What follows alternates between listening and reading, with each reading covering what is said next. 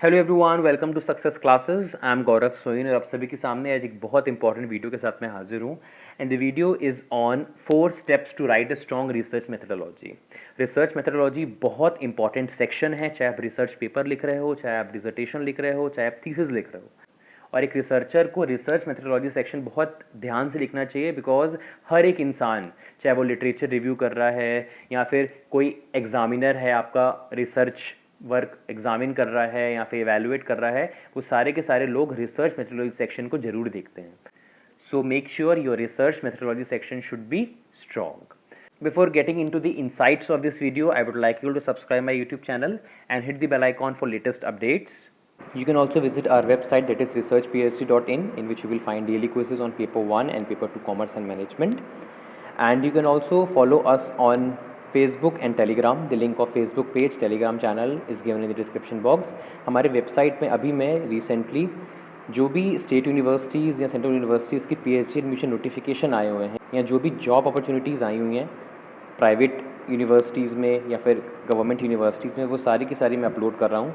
तो आप विज़िट ज़रूर किया करिए हमारी वेबसाइट, काफ़ी कुछ फ्रूटफुल आपको मिलेगा आफ्टर रेफरिंग आवर वेबसाइट। और साथ ही साथ हमारे जो भी यूट्यूब वीडियो के लिंक्स होती हैं और जो भी हमारे क्विज़ेस की लिंक होती हैं, वो सारी की सारी आपको हमारे फेसबुक पेज और टेलीग्राम चैनल पे मिल जाएंगी। तो आप दोनों को ज़रूर फॉलो कर लीजिए। दोनों का लिंक डिस्क्रिप्शन बॉक्स में दिया हुआ है और हमारी वेबसाइट का लिंक भी डिस्क्रिप्शन बॉक्स में दिया हुआ है। साथ ही साथ मैंने बहुत सी प्लेलिस्ट का लिंक डिस्क्रिप्शन बॉक्स में दिया हुआ है, जैसे कि पीएचडी रिसर्च पेपर एमफिल। ये बहुत ही अच्छी प्लेलिस्ट है और हर एक रिसर्च स्कॉलर को ये प्लेलिस्ट देखनी चाहिए, क्योंकि काफ़ी फ्रूटफुल वीडियोस मैंने डाले हुए हैं। आप ही की जो क्वेरीज आती हैं उसको ध्यान में रख करके मैंने वीडियोस बनाए हैं, तो आप ज़रूर देखिएगा इस प्लेलिस्ट को, काफ़ी हेल्प मिलने वाली है अगर आप पीएचडी कर रहे हो या आगे जाकर के पीएचडी करना चाहते हो। तो अगर आप नेट जेआरएफ सेट या पीएचडी एनएस एग्ज़ाम की तैयारी कर रहे हैं तो रिसर्च एप्टीट्यूड एंड स्टैटिस्टिक्स वाली प्लेलिस्ट बहुत इंपॉर्टेंट है, आप उनको रेफ़र करिए। पूरा complete research aptitude and statistics मैंने कवर करवाया हुआ है और हर एक वीडियोज़ ट्रिक बेस्ड हैं, बहुत ही ईजी और बहुत ही क्रिस्टल क्लियर तरीके से मैंने कॉन्सेप्ट को समझाया हुआ है, जो कि आपको लॉन्ग टर्म रिटेन करने में मदद करेगा। तो आप रेफ़र कर सकते हैं रिसर्च एप्टीट्यूड एंड स्टैटिस्टिक्स वाली प्लेलिस्ट। और expected multiple choice questions of paper 1 के ऊपर भी मैंने एक प्लेलिस्ट बनाई हुई है, जिसमें मैंने एक्सपेक्टेड मल्टीपल चॉइस क्वेश्चंस डाले हैं पेपर 1 के, जैसे कि people environment, communication, higher education system. Previous year questions तो कर करके हम थक चुके हैं, but expected multiple choice questions हमको हमारी एक्चुअल परफॉर्मेंस बताते हैं। तो आप उनको भी रेफ़र करिए और अपना स्कोर लिखिए कमेंट सेक्शन में कि आपको कितना स्कोर मिला है। अगर आप पेपर 1 एंड पेपर 2 कॉमर्स की तैयारी कर रहे हैं तो नवदीप कौर मैम अनअकैडमी पे complete paper 1 and paper 2 commerce करवा रही हैं। आप डेफिनेटली उनको ज्वाइन करिए फॉर बेस्ट रिजल्ट्स। और डेली 10 PM अनअकैडमी पे नवदीप कौर मैम की स्पेशल क्लासेस होती हैं, आप उनको भी देखिए, बिकॉज काफ़ी कुछ नॉलेजेबल आपको मिलेगा after watching the classes of Navdeep Kaur ma'am. And you can also subscribe Nav Classes YouTube channel, because daily basis पे नॉलेजेबल कंटेंट आता रहता है नव क्लासेस यूट्यूब चैनल पे, जो कि आपकी नॉलेज को और एनहांस करेगा। और अगर आप सब्सक्रिप्शन लेना चाहते हो तो कोड यूज़ करिए नव क्लासेस, जो कि आपको आपकी स्क्रीन पे दिख रहा है। चलिए आ जाते हैं स्टेप्स की तरफ, पर उससे पहले हमें पता होना चाहिए रिसर्च मेथडोलॉजी जो सेक्शन होता है ये एक्सप्लेन क्या करता है। ये एक्सप्लेन करता है what you did and how you did it, किस तरीके से आपने रिसर्च की है और कैसे की है। Is it clear? तो ये दो चीज़ें आपको रिसर्च मेथडोलॉजी सेक्शन से पता चलता है।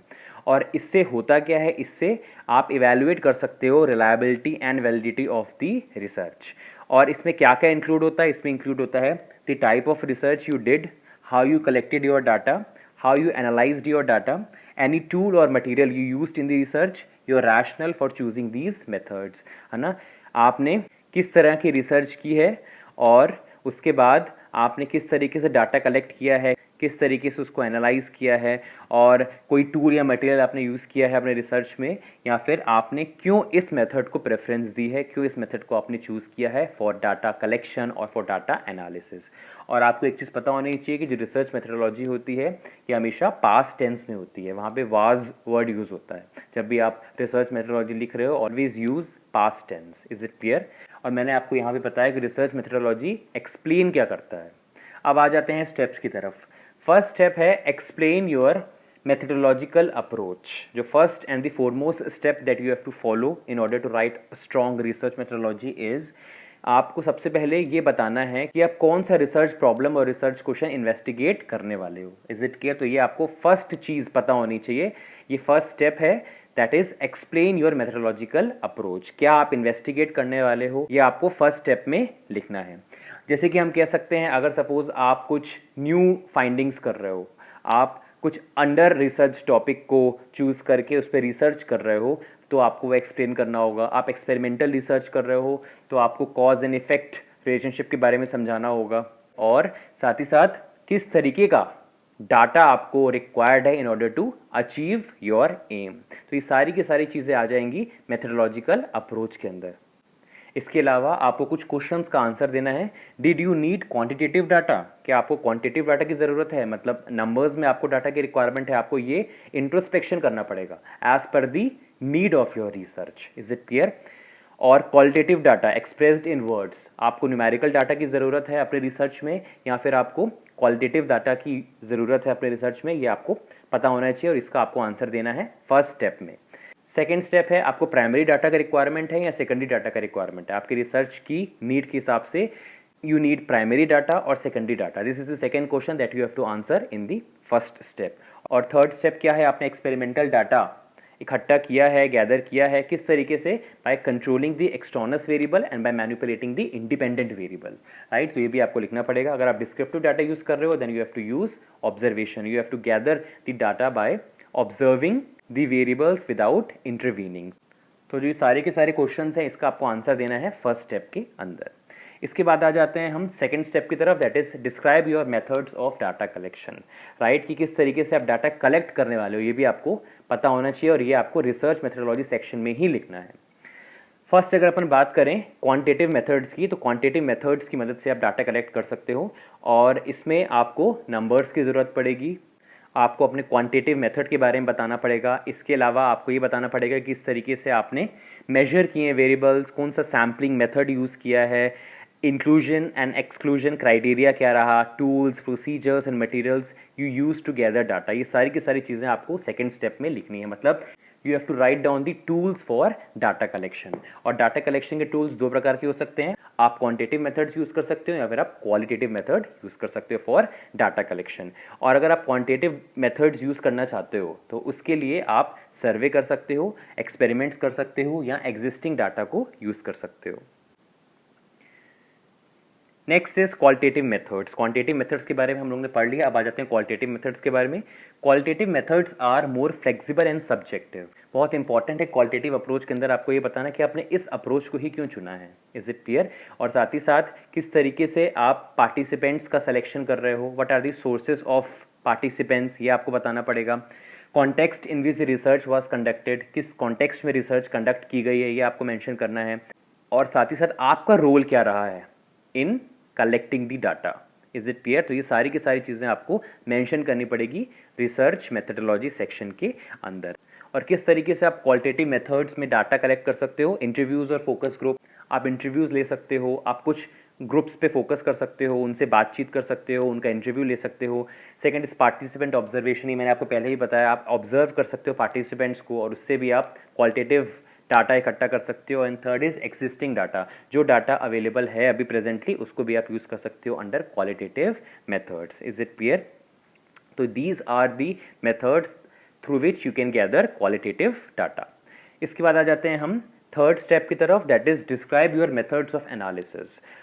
फर्स्ट हमारा क्या था, आपने एक्सप्लेन किया अपना रिसर्च मेथडोलॉजी, उसके बाद आपने टूल्स फॉर डाटा कलेक्शन के बारे में बातचीत की कि आपने किस तरीके से डाटा को कलेक्ट किया है, क्वांटिटेटिव डाटा को किस तरीके से कलेक्ट किया है, क्वालिटेटिव डाटा को आपने किस तरीके से कलेक्ट किया है। अब डाटा कलेक्शन के बाद नेक्स्ट स्टेप क्या होगा आपका, डाटा एनालिसिस। अब आपको डाटा एनालिसिस के ऊपर बात करनी कि कौन कौन से मेथड्स आप यूज़ करने वाले हो फॉर डाटा एनालिसिस। इसमें एक चीज़ यहाँ बताई गई है कि आप यहाँ पे रिजल्ट डिस्कस करने लग जाओ। यहाँ पे बिल्कुल रिजल्ट डिस्कस नहीं करना है, आपको बस अपना मेथड बताना है किस तरीके से आपने डाटा एनालिसिस किया है। यहाँ पे भी दो मेथड्स होते हैं, just like data collection, quantitative methods and qualitative methods. अगर मैं क्वांटिटेटिव मेथड्स की बात करूँ तो क्वांटिटेटिव मेथड्स में आप नंबर्स में डील करोगे, your analysis will be based on numbers. और इसमें क्या क्या चीज़ें इंक्लूड होंगी, आपने किस तरीके से डाटा प्रिपेयर किया है बिफोर एनालाइजिंग, राइट। कोई मिसिंग डाटा है, उसको किस तरीके से आपने फुलफिल किया है, किस तरीके से आपने आउटलायर्स को रिमूव किया है, किस तरीके से आपने वेरिएबल्स को ट्रांसफॉर्म किया है, तो आपको ये चीज़ बतानी है किसके अंदर, डाटा एनालिसिस के अंदर। तो फर्स्ट स्टेप क्या है, किस तरीके से आपने डाटा को प्रिपेयर किया है। पहले डाटा आपके पास होना चाहिए, तभी तो आप एनालिसिस कर पाओगे उसका, राइट। तो ये आपको थर्ड स्टेप में बताना है। इसके बाद which software you use to analyse the data. बहुत सी वर्कशॉप्स होती रहती हैं, मैं अपडेट भी देता रहता हूँ सक्सेस क्लासेस यूट्यूब चैनल में, जैसे कि SPSS, स्टाटा, आर, राइट। तो इनकी मदद से आप क्वांटिटेटिव डाटा को एनालाइज कर सकते हो। तो आपने किस सॉफ्टवेयर को यूज़ किया है, you have to mention in research methodology section. इसके अलावा कौन सा स्टैटिस्टिकल टेस्ट आपने यूज़ किया है, 2 tail test, simple linear regression, ये भी आपको बताना है रिसर्च मेथोडोलॉजी के अंदर। Is it clear. तो ये मैंने क्वांटिटेटिव मेथड्स के बारे में बता दिया। इसके बाद आ जाते हैं क्वालिटेटिव मेथड्स के बारे में। क्वालिटेटिव मेथड्स में जो भी हमारा डाटा एनालिसिस होता है वो बेस्ड होता है लैंग्वेज, इमेजेस एंड ऑब्जर्वेशन में। इज इट क्लियर, मतलब टेक्सचुअल एनालिसिस करते हो आप। कौन कौन से तरीके से आप क्वालिटेटिव डाटा का एनालिसिस कर सकते हो, इसके बारे में जान लेते हैं। First is content analysis. इसमें आप कैटेगराइज करते हो, डिस्कस करते हो meaning of words, phrases and sentences, because ये क्वालिटेटिव डाटा है। Next is thematic analysis. ये हम लोगों ने टीचिंग एप्टीट्यूड में ही पढ़ा हुआ है, थीमेटिक परसेप्शन टेस्ट, राइट। इसमें जो इमेजेस होते हैं उसको हम डिकोड करते हैं, मतलब यहाँ पे हम कोडिंग डिकोडिंग करते हैं just to examine the data to identify broad themes and patterns. Third होता है डिस्कोर्स एनालिसिस। इसमें हम स्टडी करते हैं communication and meaning in relation to their social context. किस तरीके से मीनिंग जनरेट हो रहा है in relation to social context, ये हम डिस्कोर्स एनालिसिस में पढ़ते हैं। This was the methods that will be used for data analysis. अब आ जाते हैं हम लास्ट स्टेप की तरफ, that is evaluate and justify your methodological choices. आपने इस मेथड को ही क्यों चुना, राइट। तो आपको यहाँ पे अपने मेथोडोलॉजी को इवैल्यूएट करना पड़ेगा और जस्टिफाई करना पड़ेगा। जो भी आपकी मेथोडोलॉजिकल चॉइसेस थी कि मैंने इसको चुना है या मैंने इस मेथड को चुना है, उसको आपको इवैल्यूएट करना पड़ेगा एंड जस्टिफाई करना पड़ेगा। इसमें क्या लिखा हुआ है, इसमें लिखा हुआ है कि आपने स्टैंडर्ड अप्रोच क्यों नहीं चुनी है। अगर आप सपोज कोई स्टैंडर्ड मेथड यूज़ नहीं कर रहे हो फॉर डाटा कलेक्शन और फॉर डाटा एनालिसिस, तो क्यों नहीं कर रहे हो, ये आपको बताना है यहाँ पे। इसके अलावा आपने दूसरे मेथड्स क्यों चूज़ नहीं किए, राइट। क्यों दूसरे मेथड्स आपको सूटेबल नहीं लगे अपने रिसर्च में, ये भी आपको बताना है। और आपको साथ ही साथ ये भी बताना है कि आपने इस अप्रोच को अगर यूज़ किया तो आपको नॉलेज क्या मिली, आपने क्या अंडरस्टैंड किया, ये भी आपको फोर्थ स्टेप में बताना है। और last but not the least, आपको एक्नॉलेज करनी है limitations and weaknesses in the approach you choose. जो भी आपने अप्रोच चुनी है, इसकी क्या लिमिटेशंस आपको लगी, इसकी क्या वीकनेसेस आपको लगी, ये भी आपको बताना है। और साथ ही साथ ये वीकनेसेस तो थी, यहाँ पे जो मेथड्स मैंने यूज़ किए उसमें वीकनेसेस लिमिटेशंस तो थी, comparative to its limitations and weaknesses उसकी स्ट्रेंथ्स बहुत ज़्यादा थी। इज इट क्लियर, इसलिए मैंने इस मेथड को चुना है। तो ये आप फोर्थ स्टेप में बताओगे। So these are the 4 steps that you have to follow in order to write a strong research methodology. Research methodology बहुत इंपॉर्टेंट है, चाहे आप थीसिस लिख रहे हो, चाहे डेजर्टेशन लिख रहे हो, चाहे आप रिसर्च पेपर लिख रहे हो। So make sure your research methodology section should be written by incorporating all these 4 steps. So thank you so much for you valuable time. पसंद आया वीडियो तो लाइक कर दीजिएगा और एक प्यारा सा कमेंट भी कर दीजिए, जिससे इसी मोटिवेशन के साथ हम आप लोग के लिए वीडियोस लाते रहें। और शेयर करिए ज़्यादा से ज़्यादा, जिससे ज़्यादा से ज़्यादा लोगों तक ये वीडियो पहुंच सके। किसी और टॉपिक पे डाउट है तो आप कमेंट सेक्शन में लिख सकते हैं, हम डेफिनेटली उसको कंसीडर करेंगे। Thank you so much, have a nice day. जय हिंद, जय भारत।